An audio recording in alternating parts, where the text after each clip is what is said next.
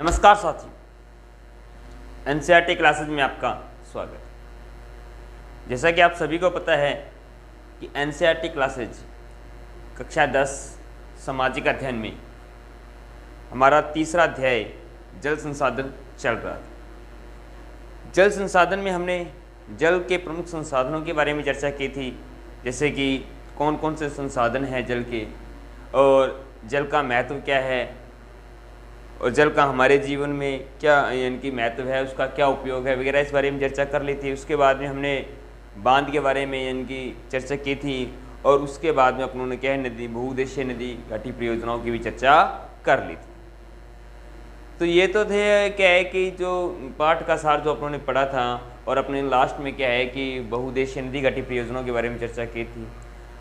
अब जो है बांध के बारे में अपने थोड़ी सी चर्चा कर लेते हैं, ठीक है। उसके बाद में अपने क्या है कि आगे के टॉपिक पढ़ेंगे जो अपने लास्ट टाइम अपने बांध टॉपिक पे छोड़ा था।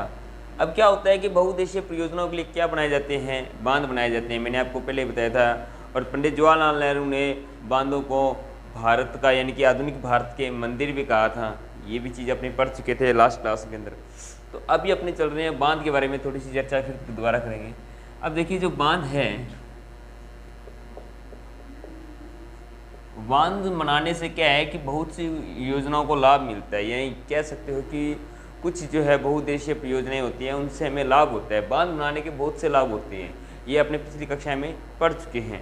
परंतु बांध बनाने से जहाँ लाभ होते हैं वहीं पे क्या है कि बांध बनाने से इसके कुछ हानियाँ भी होती हैं। फॉर एग्जाम्पल, जैसे कि जब भी आप बांध बनाते हो यानी कि अपने जहाँ जिस क्षेत्र के अंदर अपने बांध बनाए जाते हैं, जैसे कि टिहरी हो गया, अलकनंदा हो गया, बहुत सी जगह पे बांध बनाए गए हैं। या कह सकते हो कि जहाँ भी सरदार सरोवर बांध बनाए गए हैं, कहीं भी जो भी बांध बनाए गए हैं, वो बड़े बड़े बांध बनाए गए हैं, डैम बनाए गए हैं, तो इनसे क्या फ़ायदा के साथ साथ नुकसान भी होता है।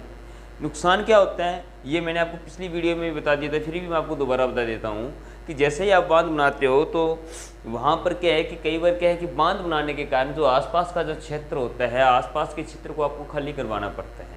और बांध बनाने से जो आसपास का क्षेत्र जो होता है वहाँ पर खाली करवाने से जो वहाँ के लोग होते हैं उनको क्या है कि आपको दूसरी जगह से विस्थापित करना पड़ता है। यानी कि वहाँ से क्या है कि उसको जगह छोड़नी पड़ती है, उनको वो स्थान छोड़ना पड़ता है। इस कारण से लोग विस्थापित होते हैं और आसपास के जितने भी यानी कि मान लीजिए कोई कृषि योग्य भूमि है या उपजाऊ भूमि है, वो सारी की सारी क्या हो जाती है यानी कि नष्ट हो जाती है एक तरीके से। सेकेंडली बात क्या है कि बांध बनाने के बाद में कई बार क्या है कि बांध के अंदर क्या है कि मान चलो आपने जैसे कि गुजरात है या गुजरात महाराष्ट्र के पास है, क्योंकि जहाँ पर मान लो पानी की बहुलता होती है, पानी बहुत ज़्यादा आते हैं, वहाँ पर बांध तो बना दिए जाते हैं परंतु बांध उच्च स्तर के नहीं होते या उच्च क्वालिटी के बांध नहीं होते जिस तरीके के बांध होने चाहिए। अब जैसे कि गुजरात है, गुजरात के आसपास का जो क्षेत्र है वहाँ पर जो बांध बनाए गए हैं उन बांधों के अंदर जब पानी आ जाता है, जैसे कि अब गुजरात के आसपास जो क्षेत्र है, जैसे कि बांध जब गुजरात और महाराष्ट्र और बिहार में भी यह समस्या बहुत ज़्यादा मिलती है आपको। तो यहाँ पर क्या होता है कि ज़्यादातर क्या है कि यहाँ पर पानी की बहुलता है, पानी की यानी कि पानी की बहुलता होने के कारण क्या होता है, जो बांध होते हैं ना, बांधों में पानी भर जाता है, बांधों में पानी भर जाता है और पानी भरने के कारण क्या होता है कि यहाँ पर बाढ़ की समस्या आ जाती है। ज़्यादा से ज़्यादा क्या होता है, बाढ़ की समस्या क्या आती है, बाढ़ की समस्या हो जाती है। साथ साथ में क्या होता है, मिट्टी का अपरदन होता है।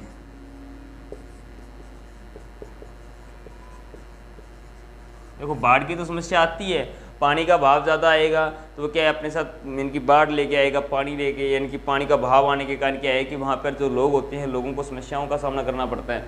और साथ में क्या है, मिट्टी का अपरदन होता है, यानी कि बाढ़ की तो समस्या होती है, मिट्टी का भी क्या है अपरदन होता है। और वहाँ पर जितने भी जो जीव जंतु हैं, जो पानी के अंदर जो भी जीव जंतु हैं, यानी कि कहने का अर्थ है जीव जंतुओं यानी कि पानी के जीवों का विनाश, पानी के जितने भी जीव जंतु होते हैं उनका भी विनाश होता है। और साथ साथ में क्या है कि पानी का जो स्तर है उस क्वालिटी का नहीं रहता। यानी कि बांध बनाने के क्या है कि काफ़ी नुकसान भी होते हैं, फ़ायदों के साथ साथ क्या है नुकसान भी होते हैं। हालांकि ये क्या है कि मनुष्य की उपयोगिता के लिए बनाए गए हैं, परंतु आज के समय में बांध बनाने से फ़ायदा यानी कि कम और नुकसान ज़्यादा हो रहा है। ये तो थी बांधों की बात। ये जब बांध बनाने से क्या है कि थोड़ी सी चर्चा अपने कर ली थी, मैंने आपको दोबारा बता दी है। अब अपना जो नेक्स्ट बिंदु है इसी के अंदर वो है आपका वर्षा जल संग्रहण। कि बांध से अपेक्षा क्या है कि आज की जो बहुत ज़्यादा ट्रेडिंग में चल रहा है वो है वर्षा जल संग्रहण। ये क्या होता है सर? इसको बोलते हैं आप रेन वाटर हार्वेस्टिंग, यानी कि वर्षा जल संग्रहण। होता क्या है कि ये देखो वर्षा जल संग्रहण, ये बांध, ये दोनों ही क्या है कि क्योंकि ये आज के टाइम में बहुत चल रहा था। ये प्राचीन कालीन पद्धति है, आज की नहीं है, ये प्राचीन काल से चला आ रही है। क्योंकि वर्षा जल संग्रहण में क्या होता है कि बारिश का जो जल होता है उसको संग्रहित किया जाता है। पानी जो है बारिश का उसको संग्रहित किया जाता है। ये ज़्यादातर क्या है कि हमारे स्पेशली राजस्थान के अंदर तो बहुत ज़्यादा है। राजस्थान के बोले तो पश्चिमी प्रांत के अंदर, पश्चिमी प्रांत यानी कि पश्चिमी जो राजस्थान है वहाँ पर तो ये चीज़ें बहुत ज़्यादा है। तो यहाँ पर क्या है कि इसके अंदर क्या है कि पानी को यानी कि स्टोरेज किया जाता है। होता क्या है इसके अंदर वर्षा जल संग्रहण में, जैसे कि मान के चलो ये अलग अलग तरीक़ों से किया जाता है। हमारे यहाँ पर क्या होता है कि मान के चलो कई स्थानों पर, या मान लीजिए मकान की छत है, अब मकान की छत के अंदर क्या किया जाता है, जब भी वर्षा का टाइम आता है, बारिश का टाइम आता है, जैसे कि सावन का महीना भी चल रहे हैं, तो बारिश की यानी कि लगभग पता चल जाता है बारिश होने वाली, तो उससे पहले क्या किया जाता है, ये जो छत है इस छत को साफ़ कर लिया जाता है, अच्छे से साफ़ कर लिया जाता है। और इस छत को क्या है साफ़ करने के बाद में क्या है कि जैसे ही यहाँ पर छत पे पानी इकट्ठा होता है तो इसके अंदर एक ढलान होती है, जैसे कि मान के चलो इसकी ढलान इधर की तरफ है। अब इसके अंदर क्या है कि यहाँ पे एक ढलान है, तो यहाँ पर क्या होता है कि जैसे ही इस छत के ऊपर क्या पानी आता है, यहाँ पर सारा पानी इकट्ठा हो जाता है, तो इसका जो ढलान है इस ढलान के माध्यम से यहाँ आते हैं। इसको साफ़ करने के बाद में जैसे छत के ऊपर बारिश आती है सारा पानी यहाँ पे इकट्ठा हो जाता है। सारा पानी यहाँ पे इकट्ठा होने के बाद में क्या है, इस ढलान के माध्यम से यहाँ पर एक टैंक बनाया होता है। ठीक है, ये टैंक भी अलग अलग तरीके से बनाई जाती हैं। एक टैंक यहाँ बना दिया उन्होंने, यहाँ पर क्या है कि नीचे पाइप के माध्यम से ले आए और फिर क्या है कि पाइप के माध्यम से इस जल को यहाँ टैंक में स्टोरेज कर लिया, स्टोरेज कर लेती हैं। ये क्या है कि सारा जल क्या है कि यहाँ से आकर इस टैंक में क्या है स्टोरेज हो जाता है। एक तो ये तरीका होता है इनको, इनके वर्षा जल को संग्रहण करने का माध्यम ये होता है। एक ये क्या कर लेते हैं, जैसे कि ये छत है, छत के ऊपर ही यानी कि छत के ऊपर नीचे से जैसे कि छत के बराबर में से यहाँ पर एक पाइप आ रही है, छत के इधर से ये हम मान लीजिए छत के बराबर में यहाँ पाइप आ रही है, जो छत है छत के जस्ट नीचे ही टैंक बना देती है। यानी कि जो कमरा है, कमरे के अंदर इनकी यहाँ छत है, छत के ऊपर ये उन्होंने पानी स्टोरेज कर दिया, वो पानी यहीं से आ रहा है नीचे यानी कि टैंक में जा रहा है। उस कमरे के नीचे टैंक बनाया होता है, उस कमरे के नीचे क्या है टैंक बनाया होता है। वो टैंक जो है उसी कमरे के नीचे बनाया होता है, ताकि उसका फ़ायदा क्या होता है पश्चिमी प्रांत में टैंक को कमरे के नीचे बनाने से क्या होता है, एक तो जो कमरा होता है वो ठंडा रहता है। ठीक है, उसका जो है यानी कि टेम्परेचर है वो कंट्रोल में रहता है, ज़्यादा गर्मी यानी कि कमरे के अंदर नहीं रहती, क्योंकि पानी होता है वो यानी कमरे के टेम्परेचर को कंट्रोल में रखता है। सेकंड, यही पानी क्या है कि कल को जैसे कि यही वर्ष भर यूज़ करते हैं, यही जो पानी होता है ना उसी पानी को वो क्या करते हैं वर्ष भर कह सकते हो या साल भर यूज़ करते हैं, वर्ष भर या फिर साल भर उपयोग में लेते हैं। ये अलग अलग है यहाँ पर।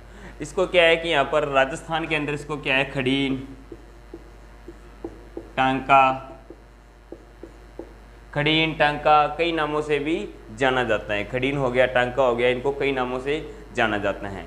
और यहाँ पर ये क्या है कि ये ऐसा सिस्टम ये नहीं है कि छतों पे बनाया जाता है, ये हर जगह बनाए जाते हैं। जैसे कि यहाँ के लोग क्या करते हैं अपने घरों के यानी कि घरों के जो आंगन होते हैं, आंगन के अंदर भी ऐसे से एक टैंक बना लेते हैं। ये चौरस भी हो सकता है, गोलाकार भी हो सकता है। इसके अंदर क्या करते हैं ये, इसको क्या है कि इसके बीच के अंदर ऐसे एक जगह छोड़ देते हैं। अब क्या होता है कि ये काफ़ी बड़ा होता है, ये पश्चिमी राजस्थान के अंदर ये काफ़ी बड़ा होता है। यहाँ पर क्या होता है कि इस चीज़ को ये क्या है कि जैसे बारिश का टाइम होता है, बारिश के टाइम के इसको साफ़ कर लेती हैं, इस पूरे एरिया को साफ़ कर लेती हैं। और ये जो एरिया होता है ना यहाँ पर से ऐसे छेद दिए होते हैं इस तरीके से, और ऊपर से खोलने के लिए होते हैं। अब जैसे कि यहाँ पर जितना भी यानी कि बारिश के बाद में जितना भी पानी आएगा ना, यहाँ पर जितना भी पानी आएगा, जितना भी पानी यहाँ पर आएगा, तो क्या है कि पानी इन छेद के माध्यम से अंदर चला, ढलान होती है इसके अंदर चला जाएगा, इस तरीके से इसके अंदर चला जाएगा। इसके अंदर जाने से क्या है ये टैंक क्या है पानी से भर जाएगा, और बाद में क्या है वो इसी पानी को क्या है कि यूटिलाइज करेंगे। ठीक है, तो ये क्या है कि ये तो छत के माध्यम से हो गया। ये घरों के आंगन में जो है टैंक बनाकर इस तरीके से पानी को स्टोरेज करते हैं। और भी क्या होते हैं कि वो जगह जगह जैसे कि अब और भी उनके पास ऑप्शन होते हैं। कई बार क्या है कि वो इस तरीके से खड्डे खोद देते हैं, खड्डे खोदने के बाद में इसमें तिरपाल लगा देते हैं, तिरपाल लगाने के बाद में क्या है कि एक तरीके से यहाँ पर पानी यानी कि ढलान रख देते हैं इसके अंदर। जैसे बारिश होती है वो सारा पानी यहाँ पर इकट्ठा हो जाता है और फिर वो क्या इस पानी को बाद में ढक देते हैं। ढकने के बाद में इस पानी को क्या वो यूटिलाइज करते हैं। ठीक है, ये जो पानी होता है राजस्थान के पश्चिमी प्रांत में या गुजरात के आसपास के क्षेत्र में इस पानी को पार्लर नाम से जाना जाता है। किस नाम से जानते हैं? पार्लर पानी। इसको पार्लर पानी के नाम से जाना जाता है। ये पानी पूर्णतः शुद्ध होता है क्योंकि वर्षा का जल होता है, पूर्णतः शुद्ध होता है और पीने में भी काफ़ी स्वादिष्ट होता है। आज भी राजस्थान के कुछ प्रांतों में या राजस्थान के आसपास के कुछ प्रांतों में क्या है इस तरीके के पानी का प्रयोग किया जाता है क्योंकि लोगों को जो आज के जो है कह सकते हो कि नलकूप हो गए या आज के टाइम में जो ठीक है कह सकते हो पानी के स्रोत है वो जल अच्छा नहीं लगता। आज भी क्या है कि हालांकि इतनी ये पद्धति पुरानी हो चुकी है, ठीक है, परंतु फिर भी क्या है इसका यूज लिया जाता है। आज भी राजस्थान के यानी कि गुजरात के कुछ भागों में इसका प्रयोग लिया जाता है। और नेलोर गांव तो एक ऐसा है, मध्य प्रदेश का है, शायद पता नहीं कहाँ का है, नेलोर गांव तो एक ऐसा है, वहाँ पर क्या है कि आज भी 200 घरों में ये प्रणाली चल रही है। आज भी 200 घरों में क्या है कि वर्षा जल संग्रहण की प्रणाली है जो सदियों से चली आ रही है क्योंकि वो उन लोगों का उस गांव के लोगों का कहना है कि उनको क्या है कि जो ये भूमिगत जल है या जो दूसरे स्रोतों से जो जल मिलता है वो उनको अच्छा नहीं लगता या उनका जो पानी का जो स्वाद है वो उनको अच्छा नहीं लगता या जैसे भी इस कारण से क्या है कि वो वर्षा जल संग्रहण पर ही निर्भर हैं। अगर सरकार इस पे ध्यान दे, यदि सरकार इस पे ध्यान दे और लोग भी अवेयर हो तो वर्षा का जल यानी कि पता नहीं हजारों लीटर जल जो है व्यर्थ ही बह जाता है।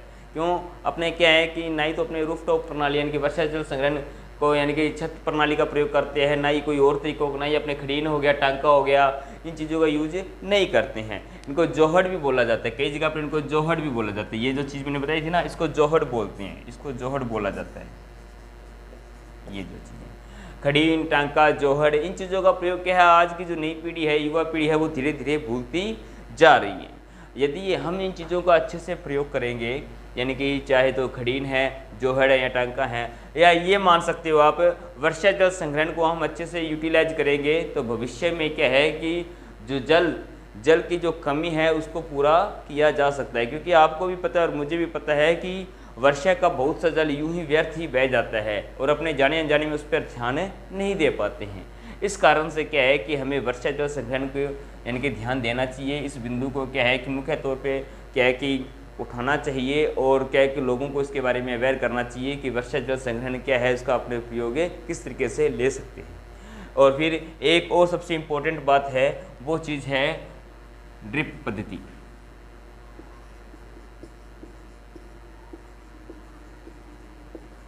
ड्रिप पद्धति सबसे लास्ट टॉपिक है आपकी इस लेसन का, ड्रिप पद्धति। वो क्या होता है? इसको बोलते हैं आम भाषा में बूंद बूंद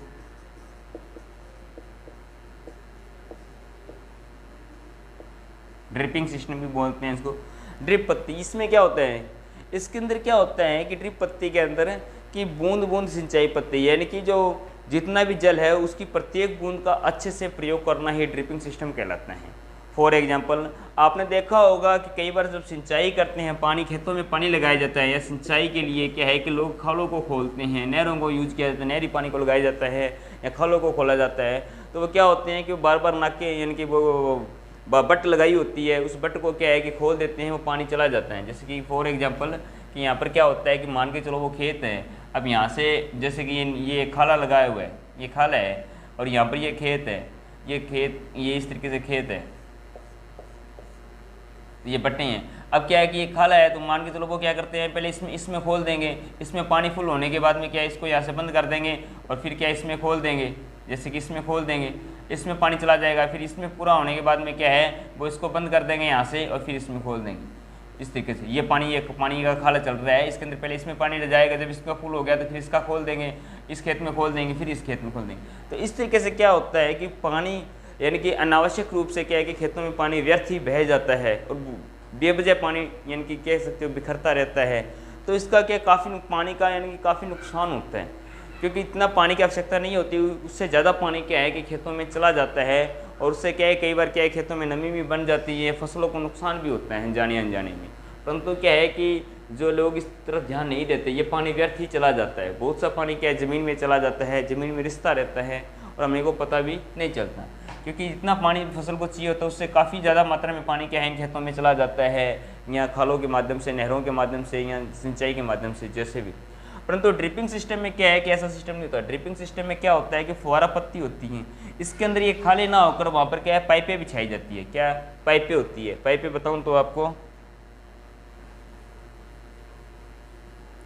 अब वहाँ पर क्या होता है, वहाँ पर पाइपें होती हैं। जैसे कि फॉर एग्जांपल, जैसे कि ये खेत है बड़ा सा, इस खेत के अंदर क्या होता है कि पाइपें बिछा दी जाती है। इनकी ये पाइप होती है इस तरीके से, इस पाइप की क्या है कि ड्रिप लगाई होती है। ड्रिप क्या है कि एक तरीके से, एक इस तरीके से वो स्प्रिंग सा होता है, उसके अंदर वो लगा देती हैं। अब जैसे कि यहाँ पर है, यहाँ पर इसके अंदर पाइप के अंदर पानी छोड़ेंगे तो ये ऐसे राउंड करती रहेगी, ऐसे राउंड करती रहेगी, ऐसे। अब ऐसे राउंड करने से क्या है कि ये काफ़ी दूरी पर तक ये पानी छोड़ती है, यानी कि बूंद बूंद पानी छोड़ती है इस तरीके से, इस तरीके से ये पानी छोड़ती है। अब यहाँ पर भी ये सिस्टम होता है इस तरीके से, इस तरीके से, यहाँ पर भी ये सिस्टम होता है इस तरीके से, ये इधर पानी, और यहाँ पर भी इस तरीके से। यहाँ पर कुछ देर पानी छोड़ने के बाद में क्या है कि फिर इस पाइप को उठाकर वो दूसरी तरफ ले आते हैं, वहाँ पर भी ये सिस्टम चलता रहता है इस तरीके से। इस तरीके से क्या है कि यहाँ पर भी ये सिस्टम चलता रहता है इस तरीके से। तो यानी कि इसका फ़ायदा क्या होता है, इससे जो व्यर्थ रूप में जो पानी बह रहा है उस पानी को कंट्रोल किया जाता है। और ये पाइप है काफ़ी लंबी होती है, इससे क्या है कि पानी को कंट्रोल किया जाता है। इस प्रणाली को ड्रिप पत्ती बोला जाता है या ड्रिप सिंचाई पत्ती बोला जाता है। ये राजस्थान के कुछ भागों में आज मुख्य रूप से यानी कि कारगर है। तो ठीक है, हमें इसका प्रयोग अच्छे से करना चाहिए, ड्रिप पत्ती का हमें अच्छे से प्रयोग करना चाहिए, ताकि भविष्य में क्या है कि पानी की समस्या ना हो तो भी क्या है हम उपजाऊ फसलों का उपयोग यानी कि कर सके और फसलों को यानी कि पानी को भी संग्रहित किया जा सके। तो ये बात थी, ये लेसन आज आपका यहाँ पर कंप्लीट हो गया है, इसी पाठ का सार।